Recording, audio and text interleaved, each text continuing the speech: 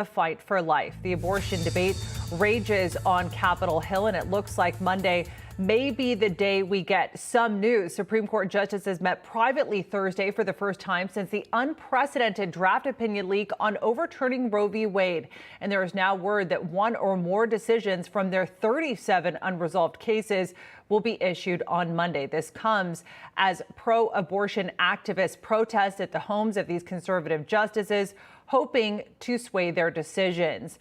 To discuss this now, I'm joined by Newsmax contributor and former Republican senator from Pennsylvania, Rick Santorum. Senator, welcome. I appreciate you being with us. And actually, I have been thinking, as I've been covering this on Capitol Hill over the past couple of weeks, I've been thinking about you a lot because we covered the annual March for Life, and people at that March for Life said that they had hoped that this would be the last year that they would have to necessarily march to Washington and advocate for Roe v. Wade to be overturned. And there was a lot of hope and enthusiasm there, but clearly this leaked draft opinion has ignited an extreme reaction to the point where people are now going outside of the homes of these justices and picketing, which is actually a violation of laws in Maryland and Virginia, but also federal laws.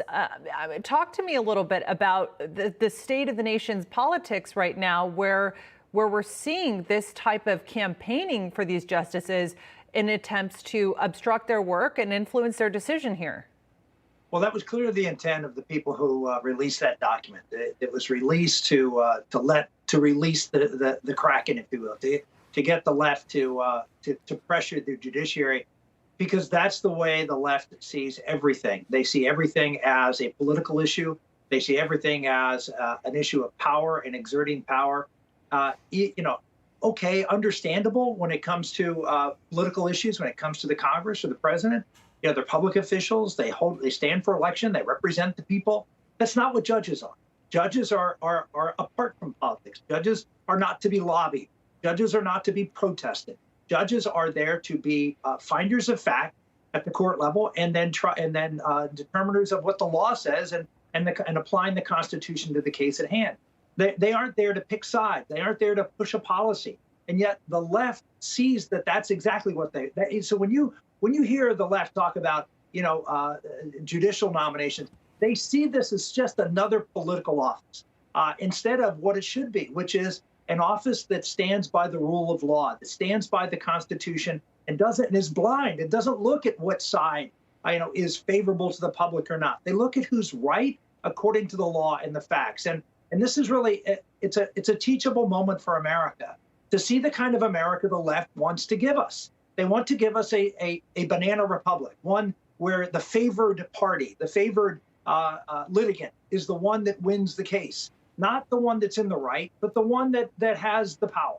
And that is a real destructive source in our future of our country. It's a great point that you make. And earlier this week, I asked House Republican Chairwoman Elise Stefanik whether she felt that the Biden administration and the Justice Department was approaching this issue with the same intensity, pandemic mandates. Legally protesting, as opposed to illegally protesting. Yeah, and then we also find out this week through Congressman Jim Jordan, who put out that whistleblowers within the Justice Department said that those parents were being investigated and they were given a threat tag by the Justice Department to be investigated on top of all of this. Yeah, why aren't we having that when it comes to these protesters? Well, it goes back to the point where I just made, which is they see everything through the lens of political power.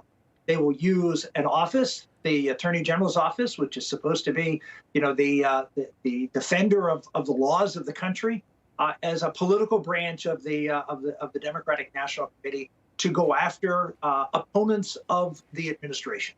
And that's what they're being used for. You heard a lot of criticism by Democrats during the Trump administration that the Attorney General was in the bag for Trump. And the reality is that Jeff Sessions and Bill Barr were anything but that.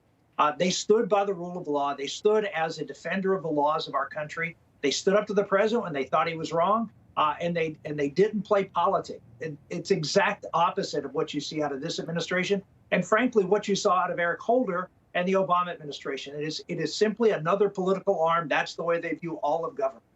Going back to your original point that you made about what this leak was perhaps designed to do, not only apply pressure on the Supreme Court to potentially influence a different outcome, but to renew the debate around Supreme Court packing and to push Congress ahead of the midterms to codify Roe v. Wade into law. That effort failed in the Senate. You even had Democratic Senator Joe Manchin saying that this is not legislation to codify Roe. This is to expand abortion. You had, of course, your two fellow Republican senators, Susan Collins and Lisa Murkowski, who support codifying Roe, but they say that that legislation is too extreme. But going back to all of this, we're now seeing Democrats change their language. They used to say during Democratic campaigns, abortion is safe, legal, and rare. There was new guidance out issued by the House Pro-Choice Caucus saying, don't say choice, say decision. Don't say unwanted pregnancy, say unexpected pregnancy. How does all of this messaging factor into the midterms as campaigning gets underway here? Yeah, they're master messengers. I mean, to have this issue be an issue of pro-choice when the choice is the life of an innocent baby, has been a master of sophistry that the left has been able to perpetrate on America for near 50 years, and they do it in concert. That memo isn't just for Democrats. That memo is for the national media. That memo is for everybody who's covering this issue. Okay, here's the new language everybody has to use because we've poll tested it, and it works better. And they, in lockstep, I guarantee you, in the next week or two, if you just look at MSNBC and CNN and ABC and all the major networks and New York Times, they're going to start using that language because they walk in lockstep. They are an adjunct of the Democratic National Committee. And what we have to do is continue to point out how radical they are. This, yes, America is divided on abortion, but very, very few people support. I don't know. I think the percentages have to be probably in the low double digits who support what was voted on in the United States Senate. I mean, no one believes that abortion should be on demand until the moment of birth. But that's what the senators just voted on.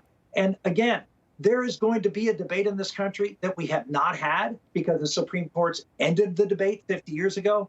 And this is not going to end abortion, unfortunately, with the Supreme Court making the decision. But what we'll do is it will ignite a debate. And the Democrats, by this memo, are arming themselves for the debate to come to try to, again, pull the wool over the eyes of the American public about what's really at stake, which is the life of an innocent human being, and try to turn it into something that it isn't.